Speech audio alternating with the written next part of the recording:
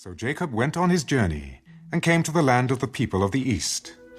And he looked, and saw a well in the field, and behold, there were 3 flocks of sheep lying by it, for out of that well they watered the flocks. A large stone was on the well's mouth.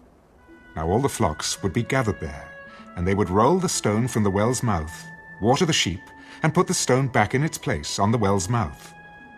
And Jacob said to them, My brethren, where are you from? We are from Haran. Do you know Laban, the son of Nahor? We know him. Is he well? He is well. And look, his daughter Rachel is coming with the sheep. Look, it is still high day. It is not time for the cattle to be gathered together. Water the sheep and go and feed them. We cannot until all the flocks are gathered together, and they have rolled the stone from the well's mouth. Then we water the sheep. Now while he was still speaking with them, Rachel came with her father's sheep, for she was a shepherdess.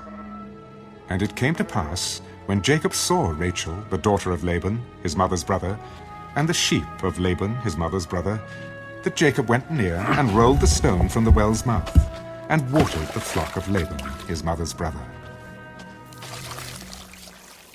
Then Jacob kissed Rachel, and lifted up his voice, and wept.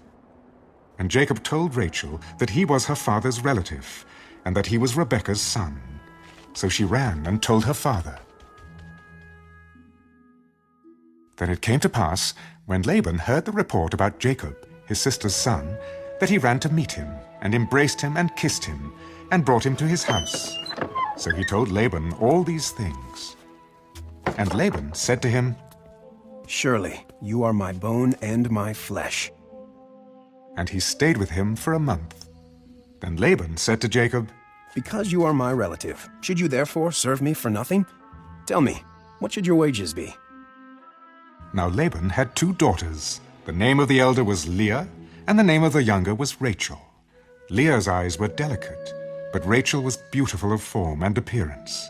Now Jacob loved Rachel, so he said, I will serve you 7 years for Rachel, your younger daughter. It is better that I give her to you than that I should give her to another man. Stay with me. So Jacob served 7 years for Rachel, and they seemed only a few days to him because of the love he had for her. Then Jacob said to Laban, Give me my wife, for my days are fulfilled, that I may go into her. And Laban gathered together all the men of the place and made a feast. Now it came to pass in the evening that he took Leah his daughter and brought her to Jacob, and he went into her. And Laban gave his maid Zilpah to his daughter Leah as a maid. So it came to pass in the morning that, behold, it was Leah. And he said to Laban, What is this you have done to me? Was it not for Rachel that I served you? Why then have you deceived me? It must not be done so in our country, to give the younger before the firstborn. Fulfill her week, and we will give you this one also for the service which you will serve with me still another 7 years. Then Jacob did so, and fulfilled her week. So he gave him his daughter Rachel as wife also.